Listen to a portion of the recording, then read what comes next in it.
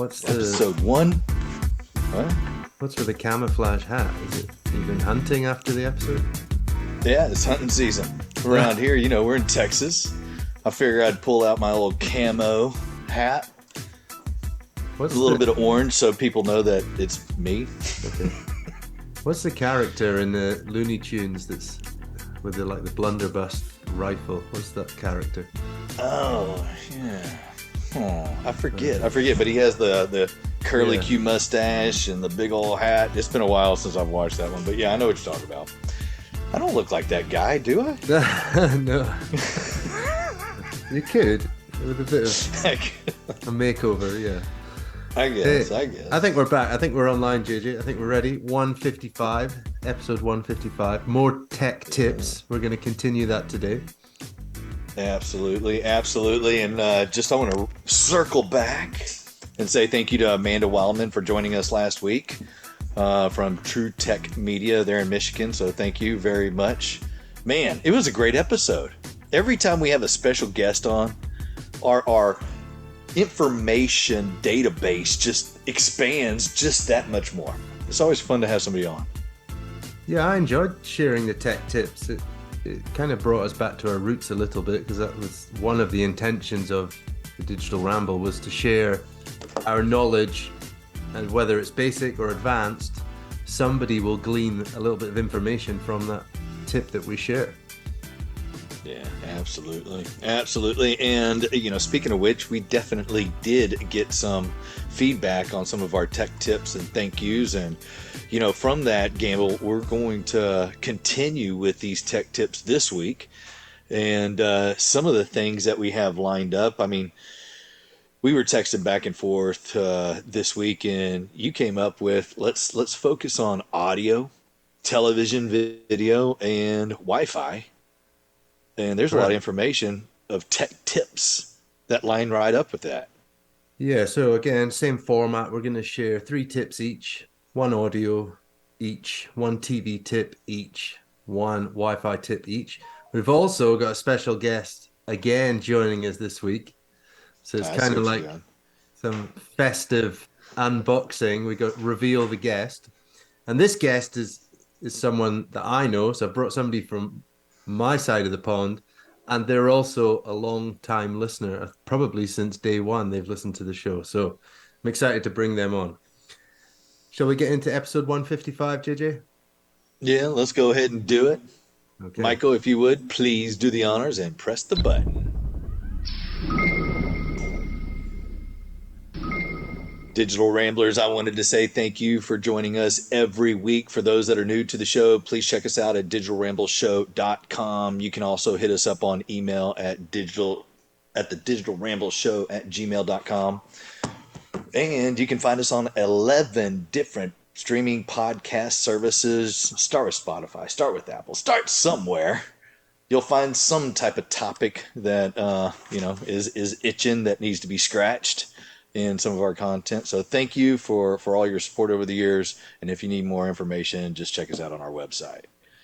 Do you know where I found our podcast this week, JJ? I found us on Amazon Prime podcasts, which I thought was quite cool. I was able to find it in the Amazon Music app. So we're here, same day shipping. You can listen on Amazon to the Digital Ramble. So I'm going to jump straight into the first tech tip. I'm going to start with TVs. So I kind of got two. The first one is a very basic one.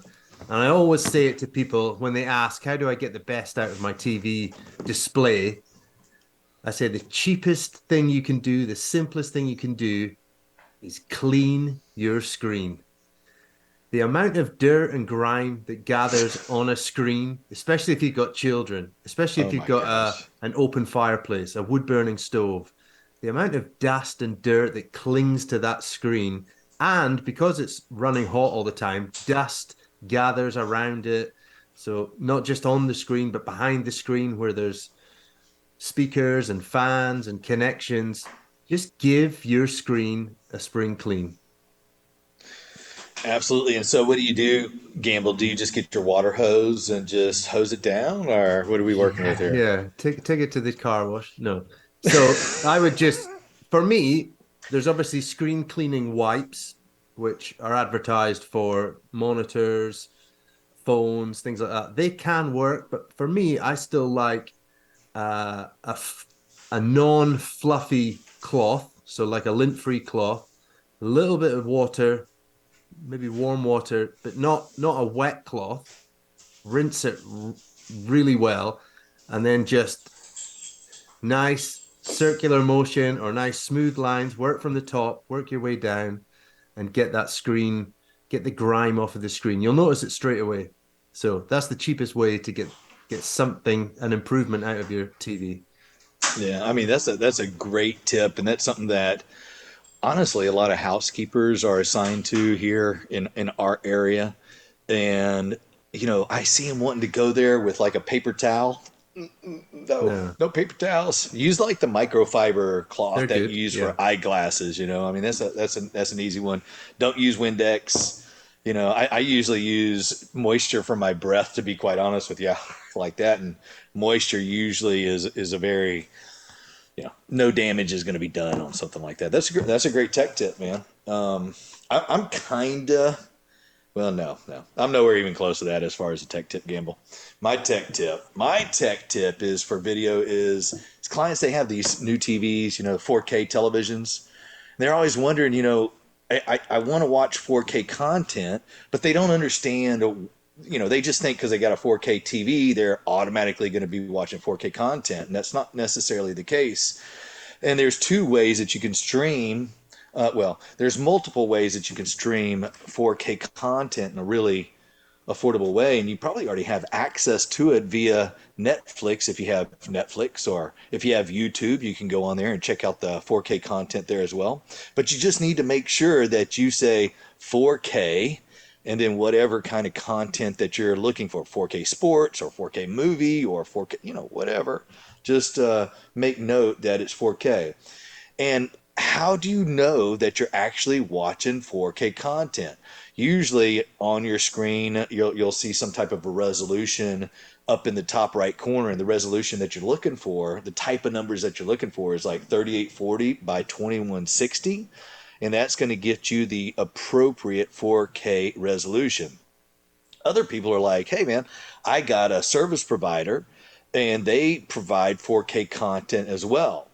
And that's super cool and all, but not every program is created equal. And so whenever you're searching your service providers, look for again 4K content. But usually, or not usually, but you also want to make sure that your service provider is providing you with a box that can truly output 4K content. There is a difference. So make sure you get your service provider to provide you with a cable box. Let's just use the word cable box that outputs 4K. All right. And then make sure you got a 4K cable to go to your 4K TV. So, all right. So y'all can kind of see what I'm lining out here. Everything in this chain of 4K needs to be 4K. So, signal wise, from the cable box, 4K. HDMI cable to your surround sound receiver needs to be 4K. Surround sound receiver needs to be 4K. HDMI from the receiver to the television needs to be 4K.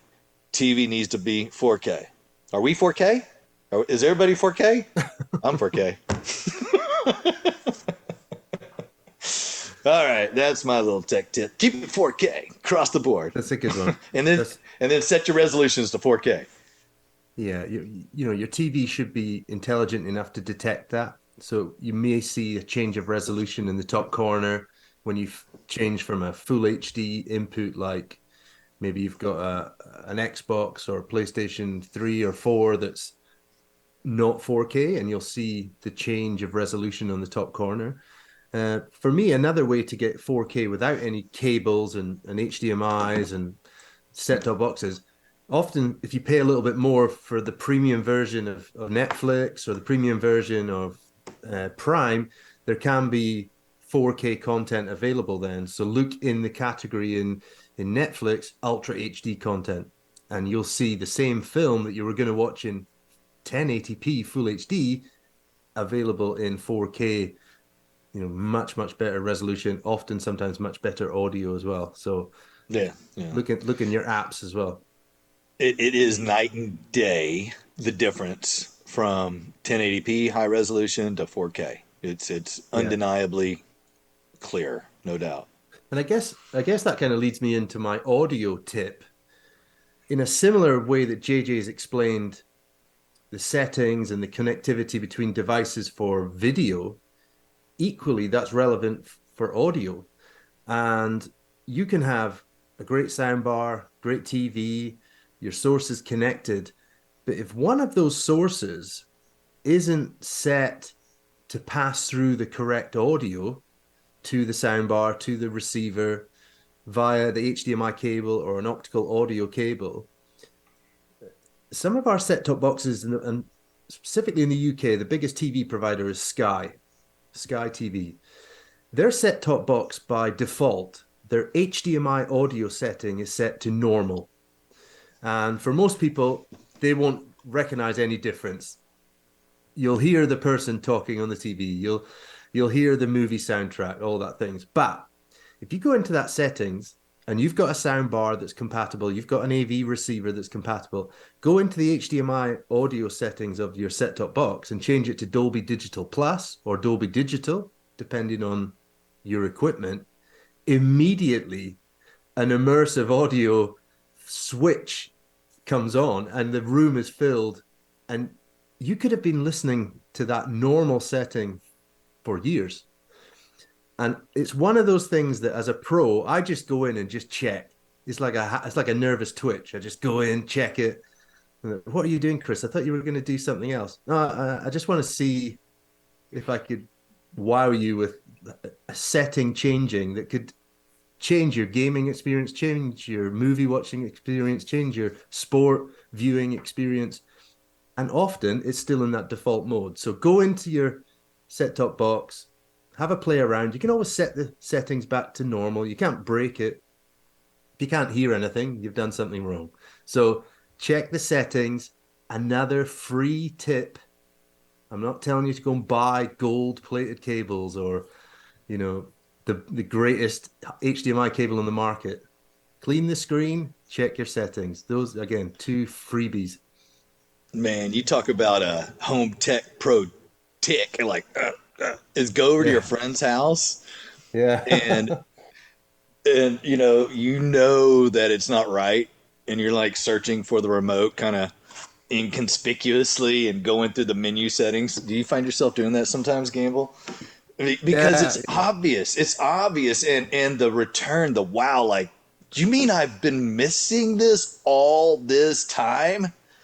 And it's just knowing. It's just knowing and understanding what you can and can't do, and not being afraid of testing something out. Like you were saying, you can't break it. I mean, you're not going to break it. So go in there and mess around with your we what do we got? We got somebody. All right, here we go. Who do we got here? Shall we We got bring Stuart. in our guest immediately and just give him no chance to get settled? Just bring him straight in. All right.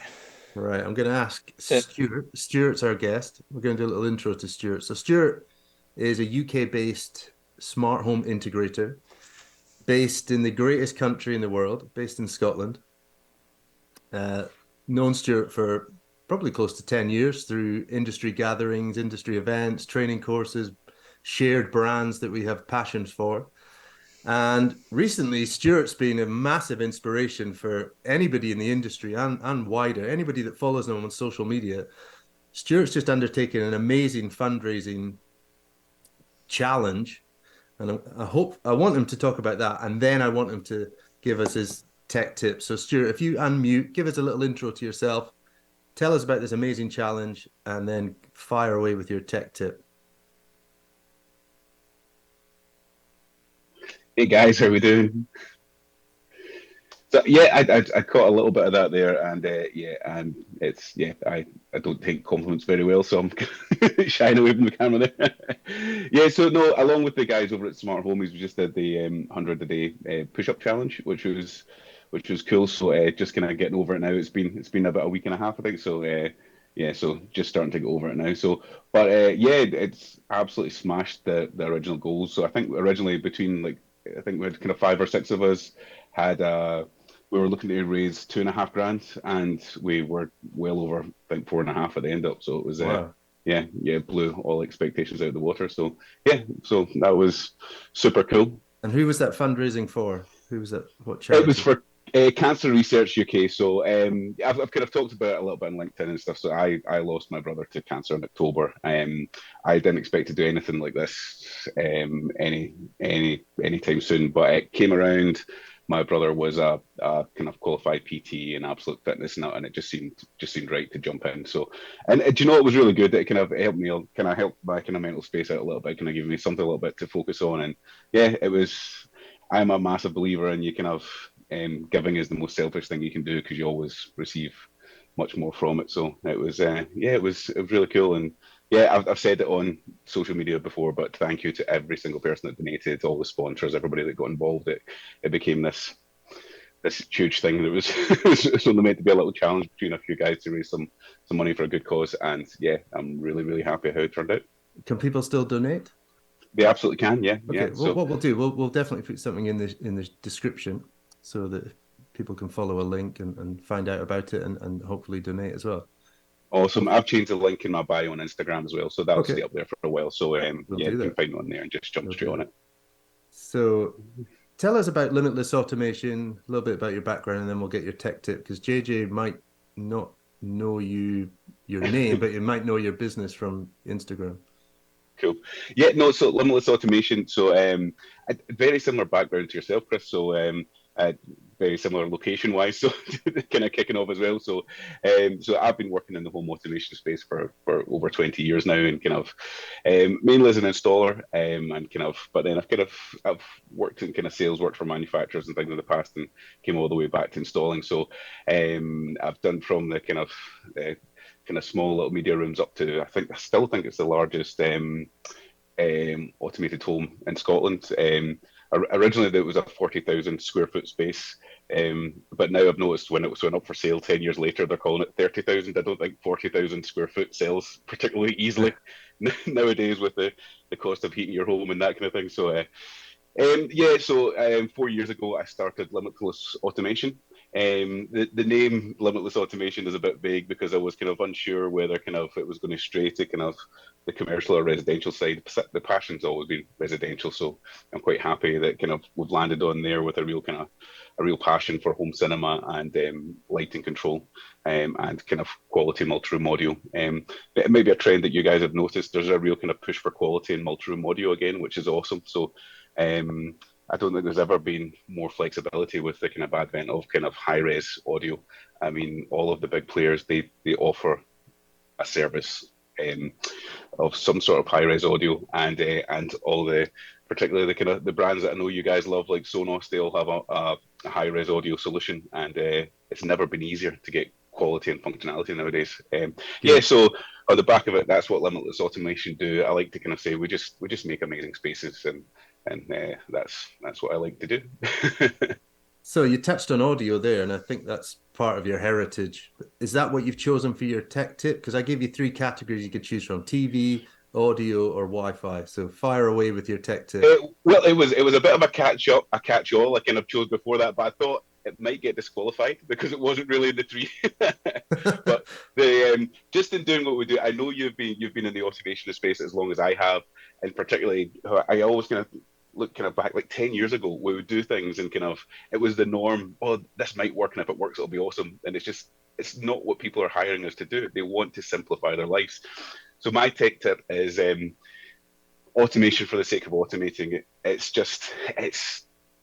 I think you should ask yourself before you get involved in any automation project, what are your goals? What do you want out of it? And let's just stop ticking boxes and automating for automation's sake.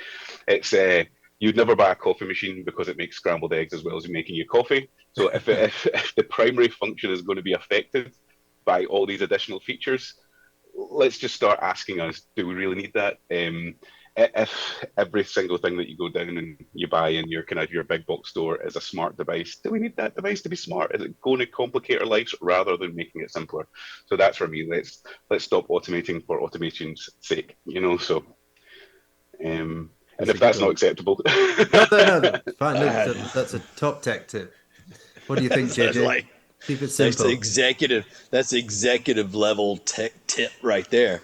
I mean, understand what you want to truly accomplish in your house, and just because it can be done does not necessarily mean that it makes financial means to make it happen. Stuart, I think that's absolute.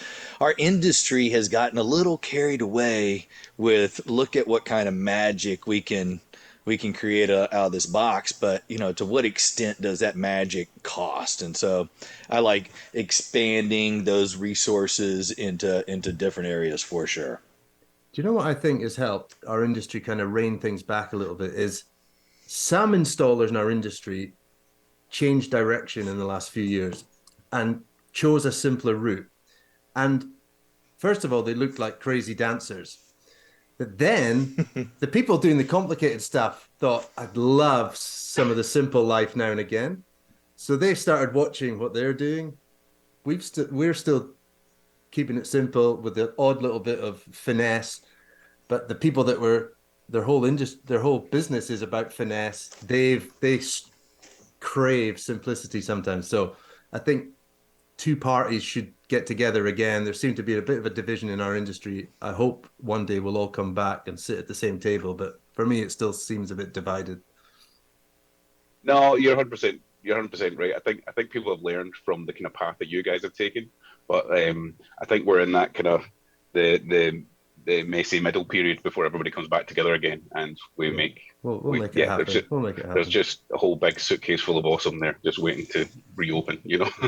They can't have a Absolutely. party without us two, so we'll That's make it it happen. exactly. Yeah, yeah. Right, Stuart, I'm going to ask you to go on mute. You're more than welcome to sit and listen to the rest of the show. We're going to rattle through three more tech tips and then wrap this episode up. I think we've got 7 or 8 minutes left. So great to have you on the Awesome. show. We'll put that in the notes. And JJ, you're doing your I'm in the audio. audios. Yeah, absolutely. Stuart, thanks for dropping in, buddy.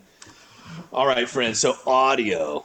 For the audio aspect of things, I went with the HDMI ARC. I don't know for those people that are doing the DIY stuff, they're looking at the inputs on the back side of their television. They see, input one, input two, and sometimes they'll see HDMI ARC and they're like, what is HDMI ARC? ARC stands for audio return channel, and it allows you to get it allows you to get a high resolution audio out of your display back into, let's say, a high end sound bar or into your audio video receiver.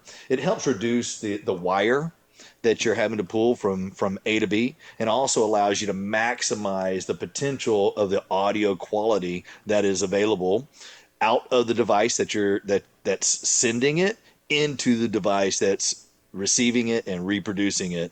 And so whenever you see HDMI ARC, it's a fantastic feature. You do have to understand how to utilize it, but there's plenty of information that can be sought out there in the owner's manual. Obviously, that's a great place to start, but YouTube is a fantastic option as well.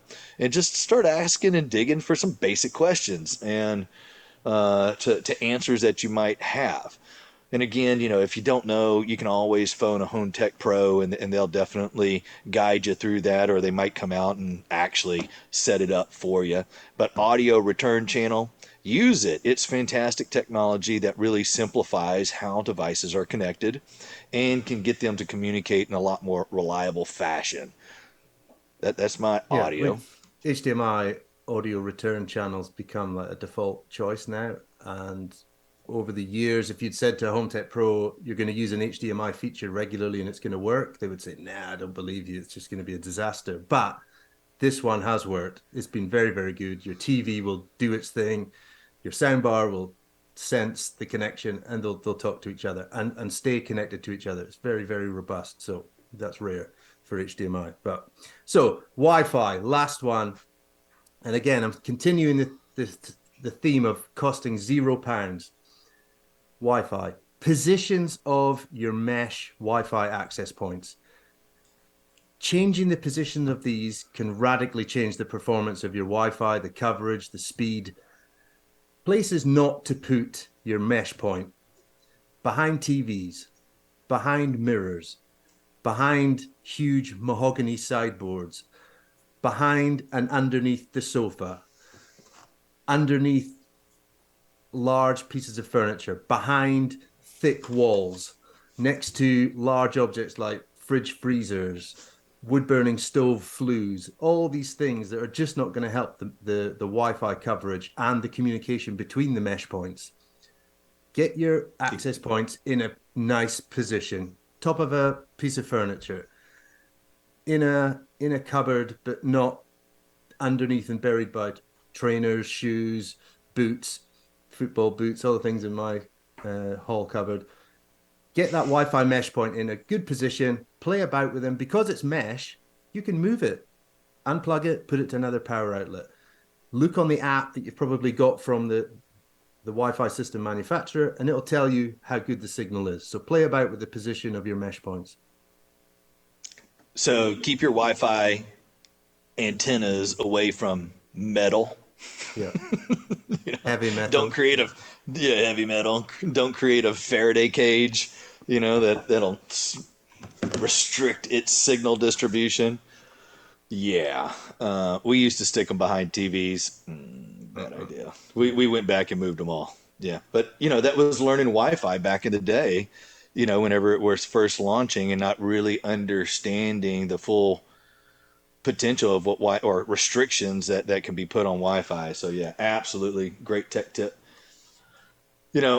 Gamble, do you know what SSID stands for? I mean, Uh, every kind of. kind of. Don't test me like this. I know. I'm throwing you under the bus immediately. I'm sorry, bro. I didn't know. SSID is like whenever somebody asks for your Wi-Fi, they're like, "Hey, what's your Wi-Fi username and password?" Well, there really is not a username.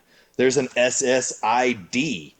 And what SSID stands for, and it's the name of your Wi-Fi. So what's your SSID? And SSID stands for Service Set Identifier. I don't know why, but Service Set Identifier is what it is. Right. And then you got your password, and your password, like we talked in the past, can be a phrase of 16 or more letters and caricatures, and it's really a challenge for somebody to hack or break if you use that kind of password phrase. But whenever my tech tip for SSID is sometimes you need to swap out your router. And a lot of the systems that we're doing have a third-party wireless extender in the house. Whenever your service provider's router needs to be updated or it goes bad and it needs to be replaced, usually they ask you to set up your Wi-Fi and they want you to put in an SSID and a password. Well, tech tip. All right, people, asterisk right here. Get out your notes. Let's get out some red highlighters and some yellow highlighters right here because this is important. Do not name your service provider's SSID the same as whatever your third-party SSID is. You want to try to keep them separate because there might be some setups in that router or modem that you or your service provider is unaware. And if you unintentionally name your SSID and the password the same as what your third-party SSID and password is, there could be a conflict of communication causing your entire network to start having some hiccups and some chugs and things like that. So, simple tip, if you get a new router or a new service provider modem that has Wi-Fi access capability, name it something completely different than what your third-party SSID is, and the success is a lot higher than if you named it the same thing. Yeah, that's my tech tip. Big problem there. If you've got two routers sharing the same network name and password, your devices can jump onto any router. Some speakers will be on one Wi-Fi network. You won't be able to see stuff while you're connected to your device. If you can, just disable if you've got a mesh system, disable the Wi-Fi on your internet service provider's router. Turn that off. You can still access it via Ethernet cable and just stick with one Wi-Fi network for the home. Right, we have got through them. I thought we were going to run up on our time there, but we did it. And we're going to be back next week for more tech tips and another special guest. We're going further north. We're in Scotland. I think we could get someone from the North Pole next week. Should we try that? Oh, yeah? Yeah, we'll see. I'll give him a ring, see what he's up to. I've ordered a costume for no. We'll try it. We'll try it. Yeah. Okay. Right. All right. Well, sounds good, man. It's super cool that you pulled our special guest in, Stuart with Limitless Automation. And so everybody that's up in the Scotland area, take a look him up, and see what he's up to. And all right, until next week, Gamble, you want to give us our closures? Yeah, of course. If you don't know, find a home tech pro.